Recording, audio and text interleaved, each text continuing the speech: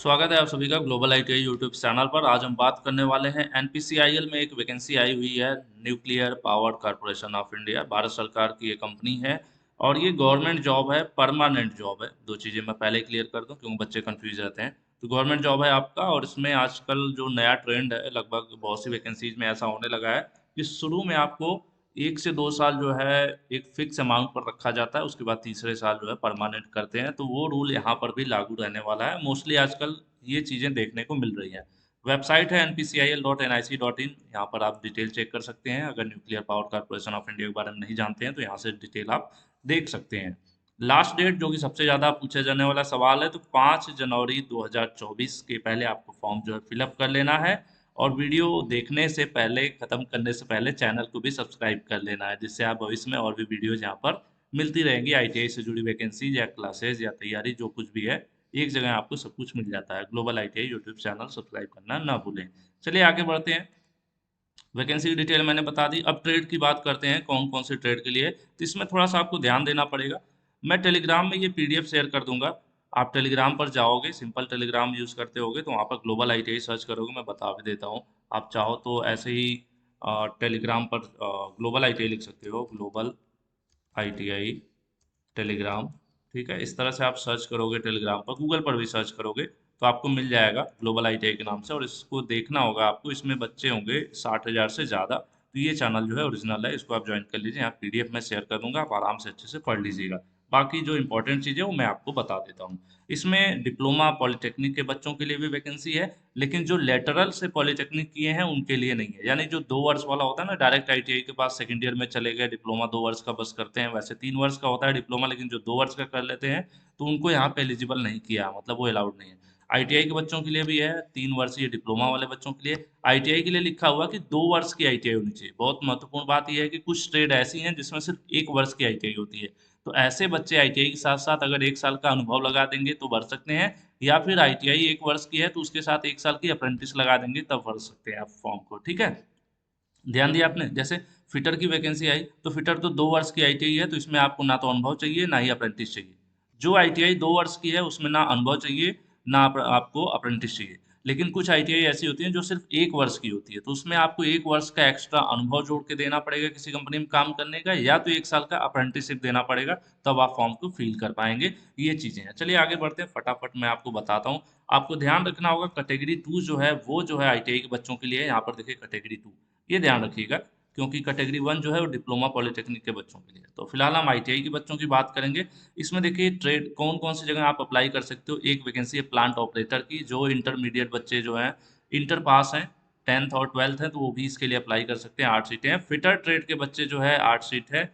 Electronics mechanic, electronic and instrumentation, इस तरह से और भी इसमें ट्रेड में बताऊंगा कौन कौन से लोग इसको अप्लाई कर सकते हैं।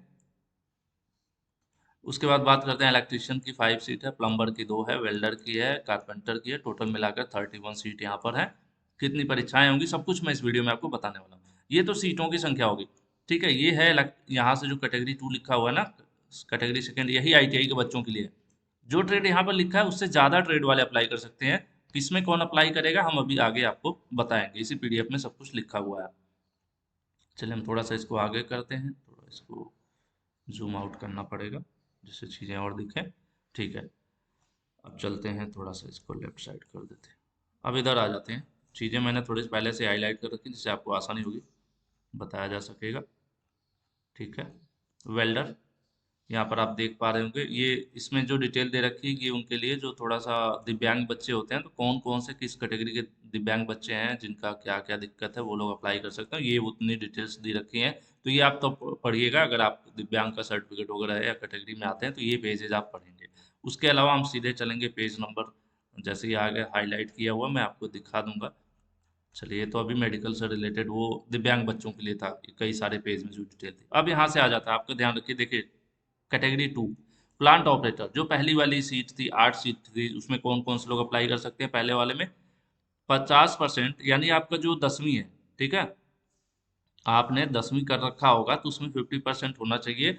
विज्ञान भी होने चाहिए, यानी साइंस भी होना चाहिए। और साइंस में कौन सा, फिजिक्स। ये इंटरमीडिएट की यहाँ पर बात हो रही है, एसएससी नहीं। ये इसके लिए इंटरमीडिएट जरूरी है इस वैकेंसी के लिए, जो पहला वाला था प्लांट ऑपरेटर वाला। ठीक है। प्लांट ऑपरेटर के लिए आपके पास इंटरमीडिएट होना चाहिए, 12th होना चाहिए। 12th में कौन कौन, देखिए 10+2 होना चाहिए आपके पास, किस सब्जेक्ट में, फिजिक्स, केमिस्ट्री और मैथ होना चाहिए आपका, प्लस आपका 50% होना चाहिए कम से कम 12th में, ठीक है। साथ ही आपका 10th तो होना चाहिए, और 10th जब आप किए हो तो उसमें इंग्लिश सब्जेक्ट होना अनिवार्य है, यानी आपकी 10वीं वाली क्लास में, 10th वाली क्लास में इंग्लिश होना अनिवार्य है, और 50% होना चाहिए 12th में, तभी आप इस फॉर्म को अप्लाई कर सकते हैं। किस पोस्ट के लिए, प्लांट ऑपरेटर के लिए। इसके लिए आईटीआई जरूरी नहीं है, 12th वाले बच्चे भी अप्लाई कर सकते हैं जिनके पास फिजिक्स केमिस्ट्री मैथ है। अब आगे बढ़ते हैं। आप आईटीआई किए हैं, 12th भी किए हैं, तो आप चाहो तो आप भी अप्लाई कर सकते हो अगर आईटीआई वाली नहीं करना चाहते हो। चलो, नेक्स्ट आ जाता है, ये जो आपकी फिटर वाली थी यहाँ पर वैकेंसी, तो फिटर के लिए क्या जरूरी है, 10वीं क्लास में कम से कम 50% मार्क्स हो, साइंस में और मैथमेटिक्स में दोनों में अलग अलग 50% होना चाहिए। समझ रहे हैं आप, कम से कम 50% आपका साइंस में, साइंस सब्जेक्ट में और मैथ सब्जेक्ट में दोनों में अलग से 50-50% होना अनिवार्य है। साथ ही 2 वर्ष की आईटीआई होना चाहिए। किस ट्रेड में होनी चाहिए, 2 वर्ष की आईटीआई होनी चाहिए फिटर ट्रेड में। 10वीं में होना चाहिए साइंस और मैथ, दोनों में 50% मार्क्स होने चाहिए, सब्जेक्ट वाइज दोनों में 50% मार्क्स होना चाहिए, ओवरऑल की बात नहीं हो रही है। साइंस में 50% और मैथ में 50%, साथ में फिटर ट्रेड में आईटीआई होनी चाहिए, 2 वर्ष की आईटीआई होनी चाहिए। तब आपको कोई अनुभव वगैरह कुछ लगाने की जरूरत नहीं पड़ेगी, तभी आप फिटर की सीट पर अप्लाई कर पाएंगे। और इंग्लिश होना जरूर, जो इंग्लिश सब्जेक्ट वो होना जरूरी है आपके 10वीं में। 10वीं के सब्जेक्ट एक होना चाहिए आपका 10वीं में, जब भी आप कर रहे थे तो उसमें ध्यान रखना 3 सब्जेक्ट एक तरह से अनिवार्य हो गया कि उसमें साइंस हो, मैथ हो और इंग्लिश हो, ठीक है। और साइंस मैथ में परसेंटेज भी उसमें है कि जो भी, अगर 100 नंबर पेपर था आपका 50 होना चाहिए, 50% मार्क्स होना चाहिए। चलिए आगे बढ़ते हैं। इलेक्ट्रॉनिक्स वाली जो ट्रेड है इसमें कौन कौन फिलअप कर सकते हैं, तो इसमें भी वही है, 10वीं में 50% मार्क्स जरूरी है, साइंस सब्जेक्ट में अलग से और मैथ सब्जेक्ट में भी अलग से 50% होना चाहिए, और 2 वर्ष की आईटीआई होनी चाहिए। कौन कौन सी ट्रेड, यहाँ पर लिखा हुआ है आपका, इंडस्ट्रियल इलेक्ट्रॉनिक्स, इलेक्ट्रॉनिक्स इंस्ट्रूमेंटेशन, आईटीईएसएम भी है, आईटीईएसएम देखिए information technology, electronic system maintenance, power distribution system, उसके अलावा इंस्ट्रूमेंट मैकेनिक इन पावर पावर प्लांट, ये सभी ट्रेड हैं। इन सब में आपका होना चाहिए आईटीआई, ठीक है। 10वीं में मैंने बता ही दिया, इंग्लिश सब्जेक्ट भी होना चाहिए, ये कंडीशन सभी आईटीआई पोस्ट पर रहेगी। नेक्स्ट बात करेंगे इलेक्ट्रीशियन ट्रेड के लिए, तो इलेक्ट्रीशियन का भी वही है भाई, 10वीं में आपका होना चाहिए, साइंस सब्जेक्ट होना चाहिए, मैथ सब्जेक्ट होना चाहिए, दोनों 50% होना चाहिए, प्लस 10वीं में आपका इंग्लिश भी होना चाहिए। और इलेक्ट्रीशियन ट्रेड से आप आईटीआई हो या इलेक्ट्रीशियन पावर डिस्ट्रीब्यूशन, दोनों ट्रेड के बच्चे जो है इस पोस्ट के लिए यहाँ पर अप्लाई कर पाएंगे। अब आगे बढ़ते हैं। प्लम्बर ट्रेड के लिए सिर्फ प्लम्बर से ही आईटीआई होना चाहिए, लेकिन 2 वर्ष की आईटीआई मांग रहा है, तो हो सकता है प्लम्बर आपकी 1 वर्ष की हो, अगर मान कर चलते हैं, मुझे अभी थोड़ा सा डाउट है। तो इसमें भी वही कंडीशन है कि साइंस और मैथ होना चाहिए 10वीं में, 50% होना चाहिए दोनों सब्जेक्ट में, इंग्लिश सब्जेक्ट भी होना चाहिए आपका 10वीं में, और साथ ही आपका प्लम्बर अगर 1 वर्ष का है तो 1 वर्ष की आईटीआई प्लस 1 वर्ष का अप्रेंटिसशिप या फिर अनुभव जो भी चाहो आप दिखा के सब मिलाकर 2 वर्ष करना है, ठीक है। तो प्लम्बर के लिए हो गया। वेल्डर ट्रेड में कौन कौन से बच्चे, वेल्डर में देखिए 2 वर्ष का वेल्डर मांग रखा है, तो अगर आपके पास 2 वर्ष का वेल्डर नहीं है, बाकी हाई स्कूल वाली कंडीशन सेम रहेगी, साइंस मैथ में 50% और इंग्लिश सब्जेक्ट होना जरूरी है, ये सब तो होगा ही। लेकिन वेल्डर, अगर आपकी वेल्डर वेल्डर 1 वर्ष की अगर आईटीआई आपने वेल्डर की कर रखी है, तो उसके साथ 1 साल का अनुभव भी चाहिए होगा, या तो अनुभव नहीं है तो अप्रेंटिस चाहिए होगा। ये उनके लिए है जिनकी आईटीआई 2 वर्ष से कम की है। कारपेंटर का भी सेम कंडीशन है, कारपेंटर के लिए कारपेंटर ट्रेड में होना चाहिए। इसी तरह ये फिजिकल की बात आ गई कि फिजिकल क्या होना चाहिए, तो कम से कम आपका वजन जो है 45.5 किलो होना चाहिए, आपकी जो हाइट है कम से कम 160 सेंटीमीटर होना चाहिए, तभी जो है आपको अप्लाई करेंगे तो ठीक रहेगा, क्योंकि यहाँ पर फिजिकली आपका ये चेक करेंगे, ठीक है। शारीरिक यहाँ पर मेडिकल की भी बात कर रहे हैं कि मेडिकल स्टैंडर्ड थोड़ा बहुत जो भी मेडिकल वगैरह होता है वो भी यहाँ पर होने वाला है। देखिए यहाँ पर क्लियरली लिखा हुआ है कि अगर आपकी आईटीआई 2 वर्ष से कम है तो आप क्या करो, आईटीआई के बाद 1 साल कोई एक्सपीरियंस दिखाओ उसके साथ, ठीक है। या तो आप एक कहीं कंपनी में काम करने का एक्सपीरियंस दिखा दो 1 साल का, अगर नहीं दिखा सकते तो 1 साल का अप्रेंटिसशिप है, तो वो भी आप दिखा सकते हो, अप्रेंटिसशिप को भी अनुभव मान लिया जाएगा। किसके लिए है, जिसकी आईटीआई 1 वर्ष की नहीं है, 1 वर्ष मतलब 2 वर्ष की नहीं है, सब मिला के 2 वर्ष इनको करना है। 1 वर्ष की आईटीआई है तो 1 साल का अनुभव या एक्सपीरियंस दे दीजिए, तो 2 वर्ष हो जाएगा। आपकी आईटीआई 2 वर्ष की है, जैसे फिटर 2 वर्ष की है, इलेक्ट्रीशियन 2 वर्ष की है, इलेक्ट्रॉनिक्स मैकेनिक 2 वर्ष की है, तो ऐसे लोगों को कुछ नहीं करना है, ना अप्रेंटिस चाहिए ना अनुभव चाहिए ऐसे लोगों का, ठीक है, तो ये तो चीज़ें हो गई भाई। अब आगे बढ़ते हैं, ये तो ITI के एजुकेशनल डिटेल्स हो गई। अब उसके बाद ये देखिए सब डिप्लोमा वगैरह के लिए, तो हम लोग इस पर डिस्कस नहीं करेंगे क्योंकि मैं डेडिकेटेड आपको पता है सिर्फ ITI बच्चों के लिए वीडियोस बनाता हूँ। यहाँ पर देखिए डिप्लोमा का एक गलत है, लिखा हुआ आ रहा है कि जो लोग 10वीं डिप्लोमा किए हैं और डायरेक्ट ITI के बाद सेकेंड ईयर में एडमिशन ले लेते हैं ना, लेटरल एंट्री वाला डिप्लोमा, तो यहाँ पर लिखा है सेल नॉट बी एलिजिबल, मतलब ऐसे लोगों को मौका नहीं दे रहे हैं। तो ये तो हालांकि थोड़ा गलत है, लेकिन पता नहीं क्यों देना चाहिए मौका, वो भी डिप्लोमा किया है बंदा। चलिए अब आगे बढ़ते हैं, सैलरी की बात हो जाए। पहले साल देखिए ये यहाँ पर टू वाला है, श्रेणी टू कैटेगरी टू, ठीक है, ITI का है सैलरी। प्रथम वर्ष मतलब जब पहली बार आपकी ज्वाइनिंग होगी तो फर्स्ट ईयर में पूरे एक साल आपको 20,000 प्रति माह मिलेगा। उसके बाद दूसरे साल आपको 22,000 प्रति माह मिलेगा। उसके बाद जब तीसरे साल आप परमानेंट हो जाएंगे तो फिर आपको नॉर्मल सैलरी जो 43,000 के राउंड में ग्रेड पे के हिसाब से बनता है, अप्रॉक्स 40 के आसपास बनता है सबका, तो वो सैलरी आपको मिलने लगेगी। हालांकि उस समय तक बढ़ जाएगा, तब तक तो 2-3 साल में महंगाई भत्ता वगैरह बढ़ के 50 के राउंड पहुंच ही जाएगा। ठीक है, 3,000 रुपये आपको बुक्स वगैरह खरीदने का यहाँ पर एक बार मिलेगा, इस तरह से कुछ लिखा हुआ है। ठीक है, उसके बाद आगे बढ़ लेते हैं भाई। सैलरी मैंने आपको बता दिया। उसके बाद 2 वर्ष होगी, ट्रेनिंग की बात कर रहे हैं कि ट्रेनिंग 2 वर्ष की होगी। वही फर्स्ट ईयर का आपका अलग, फर्स्ट ईयर में जो पैसा मिल रहा था वो अलग, सेकंड ईयर का अलग, वही 2 वर्ष की आपकी ट्रेनिंग है। उसके बाद परमानेंट आपको किया जाएगा। ठीक है, अलाउंसेस की बात कर रहे हैं, जब आप नौकरी परमानेंट करने लगेंगे तो बाकी HRA वगैरह और दुनिया भर की जो चीज़ें मिलती है ना, मेडिकल फैसिलिटी, छुट्टी उट्टी, वो सब मिलेगा कोई नॉर्मल नौकरी की तरह। ठीक है, एज लिमिट की बात कर लें तो आपको एक कॉपी ले लेना है, कॉपी पर अपना भैया एज चेक कर लेना है। आपकी एज कम से कम 18 वर्ष और अधिकतम 24 वर्ष होनी चाहिए। कम से कम 18 वर्ष, अधिकतम 24 वर्ष। लेकिन यहाँ पर SC category, ST category, OBC category, ऐसे रिजर्व कोटा से अगर आप आते हैं तो आपको उम्र में छूट मिलेगी, जैसा अन्य एप्लीकेशन में मिलता है, यहाँ पर भी आपको छूट मिलेगी। ठीक है, यही वाली ITI के लिए है, पहला वाला। ठीक है, आगे बढ़ते हैं। और किस दिन आपको चेक करना है, तो आपको लिखना है अपने रजिस्टर पर 5 जनवरी 2024 तक आपको जोड़ना है कि 5 जनवरी 2024 तक आपकी उम्र कितनी हो रही है। 5 जनवरी 2024 तक आपकी उम्र 18 हो जानी चाहिए कम से कम, या फिर अधिकतम 24 होनी चाहिए। ठीक है, अधिकतम वाले में मैंने बोला कि ज़्यादा है तो आप अपने कैटेगरी के हिसाब से आपको जो आरक्षण मिलता है वो मिलेगा। जैसे अनुसूचित जाति और जनजाति SC ST के कैटेगरी के बच्चे हैं आप, तो आपको 5 वर्ष की छूट मिलेगी। यानी अगर आप 24 के हैं तो आप 29 साल तक अप्लाई कर सकते हैं इस फॉर्म को। ठीक है, और अगर आप OBC के बच्चे हैं तो आप 24 की जगह 27 वर्ष तक अप्लाई कर सकते हैं। तो ये भाई आपको फायदा है दो कैटेगरी के बच्चों के लिए। और भी बाकी यहाँ पर और कैटेगरी भी हैं, जैसे दिव्यांग बच्चे हों या फिर विधवा हैं, महिलाएं हैं, इस प्रकार से और सारी चीज़ें हैं। तो इसको आप लोग जो भूतपूर्व सैनिक, एक्स आर्मी वगैरह के लोग हैं, इस तरह की चीज़ें हैं तो उसको पढ़ लीजिएगा। मैं मेन आपको बताते हुए आगे बढ़ रहा हूँ। कैटेगरी का आपको सर्टिफिकेट अपना देना पड़ेगा। अगर कोई भी कोटा अप्लाई कर रहे हैं तो उसका सर्टिफिकेट आपके पास होना चाहिए। कोशिश करिए सेंट्रल गवर्नमेंट का सर्टिफिकेट और स्टेट दोनों आपके पास हो तो बेहतर रहेगा। बात आ जाती है यहाँ पर, आपकी 2 साल की ट्रेनिंग कंप्लीट हो गई, आप परमानेंट ज्वाइन करने जा रहे हैं। जब आप परमानेंट ज्वाइन करने जाएंगे तो आपको एक बॉन्ड साइन करना पड़ेगा 5 लाख रुपए का, और वो 5 साल के लिए रहेगा कि अगले 5 साल तक मैं NPCIL में काम करूंगा ट्रेनिंग के बाद, और अगर 5 साल से पहले मैं नौकरी छोड़ूंगा तो मुझे 5 लाख रुपए जो NPCIL को देना पड़ेगा। तो एक तरह का ये बॉन्ड होगा जो आपको साइन करना पड़ेगा। आजकल ज़्यादातर विभाग में करवाया जा रहा है, तो इसको ज़्यादा नहीं सोचना है, आजकल तो नौकरी मिल जाए छोड़ता कौन है। चलिए आगे बढ़ते हैं।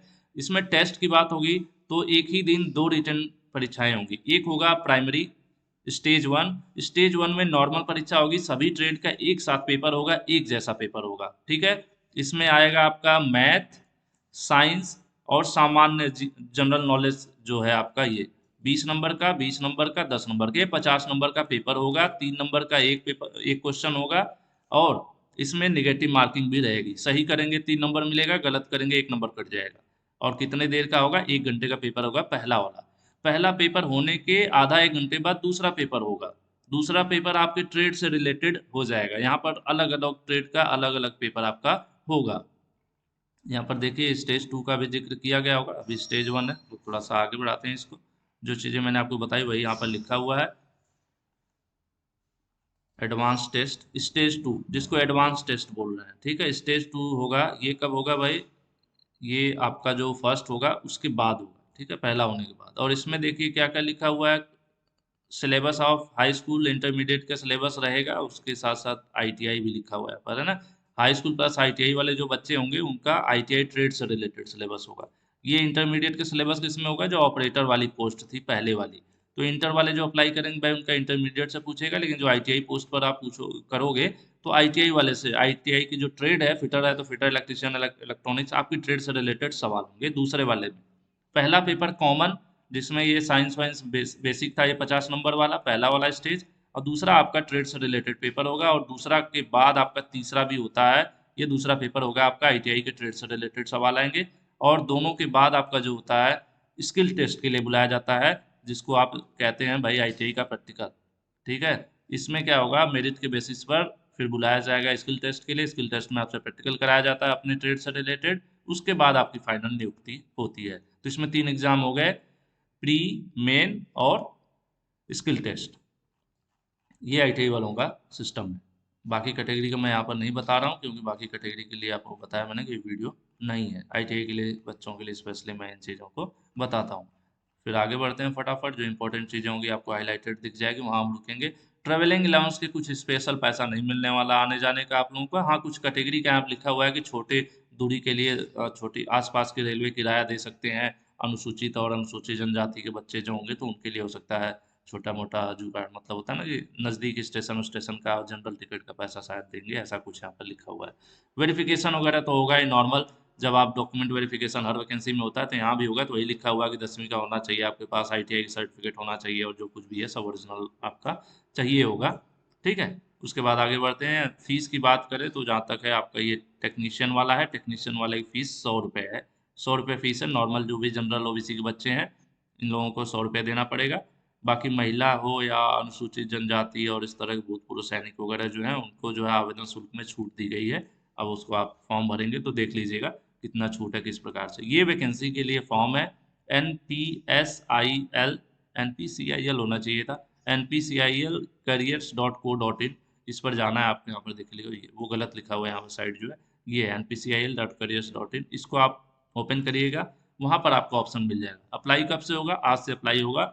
14 दिसंबर 2023 से लेकर चलेगा 5 जनवरी 2024। ये टोटल आपका फॉर्म भरने का डेट है, जो इम्पोर्टेंट है सबसे। वीडियो में बहुत सारी डिटेल है इसलिए थोड़ी लंबी भी हो रही है, बट मुझे नहीं लग रहा कि इस वीडियो को देखने के बाद आपको सोचना पड़ेगा। पूरा इसमें सब कुछ लिखा हो स्टेज वाइज, मैं इसको टेलीग्राम में शेयर कर दूंगा। इसमें सब लिखा है कि क्या क्या अपलोड करना है, कैसे फॉर्म भरना है, कौन से ऑप्शन पे क्लिक करना है, A to Z पूरा इसी में दिया हुआ है। आपको एक तरफ से पढ़ते जाइए, फॉर्म भरते जाइए, है ना। ऑनलाइन आवेदन करना है, कुछ भेजने भेजने वाला आवेदन नहीं है, ऑफलाइन नहीं है। ठीक है, बाकी आप इसको अच्छे से एक बार पढ़ लीजिएगा।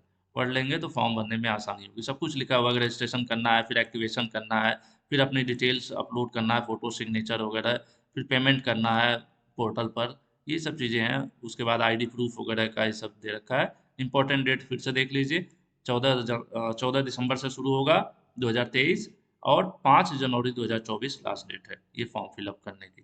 शुल्क वगैरह का भी वही सेम टाइमिंग है, अलग से उसका कुछ भी नहीं है। सारी डिटेल्स मैंने लगभग कवर कर ली है। कुछ और ऐसा इंपॉर्टेंट इस पीडीएफ में होगा तो OMR बेस्ड यहाँ पर लिख रहे हैं परीक्षा के लिए। परीक्षा का जो लैंग्वेज होगा वो हिंदी में, इंग्लिश में, या फिर रीजनल लैंग्वेज तमिल में, तीनों भाषा जो है वहाँ पर उपलब्ध होगी पेपर देने के लिए। इस तरह से यहाँ पर लिखा हुआ है कि हिंदी, इंग्लिश और तमिल 3 लैंग्वेज में पेपर होगा। ठीक है, सेंटर डेट वगैरह जब आपका एग्जाम होगा तो आपको एडमिट कार्ड वगैरह जब आएगा तो उस पर सब चीज़ें पता चल पाएंगी। ठीक है, ये सब चीज़ें इसमें लिखा हुआ है। बाकी कुछ ऐसा छूट गया हो तो नीचे कमेंट करिएगा, मैं नेक्स्ट वीडियो इसी से रिलेटेड जो भी आपके डाउट होंगे उसको क्लियर कर दूंगा। आज के लिए इतना ही। जाते जाते चैनल को जरूर सब्सक्राइब करिएगा, सब्सक्राइब किए हैं तो वीडियो को शेयर कर दीजिएगा, जिससे कि आपको भविष्य में ऐसी सभी चीज़ें मिलती रहेंगी। और प्लेलिस्ट में जो है एक प्लेलिस्ट बनी हुई है गवर्नमेंट जॉब की, उस प्लेलिस्ट में आप जाओगे तो जितनी भी वैकेंसीज आती हैं रिसेंट में, जैसे मान लीजिए आपने आज वीडियो देखा, हो सकता है 2 दिन पहले कोई वैकेंसी आई उसकी वीडियो बनी हो, तो प्लेलिस्ट में गवर्नमेंट जॉब की एक वैकेंसी का अलग से प्लेलिस्ट बना हुआ, उसमें सभी वैकेंसीज की डिटेल आपको मिल जाएंगी। प्लस टेलीग्राम पे ज्वाइन कर लीजिए ग्लोबल आईटीआई का, ये पीडीएफ मैं आपके साथ शेयर कर दूंगा। धन्यवाद।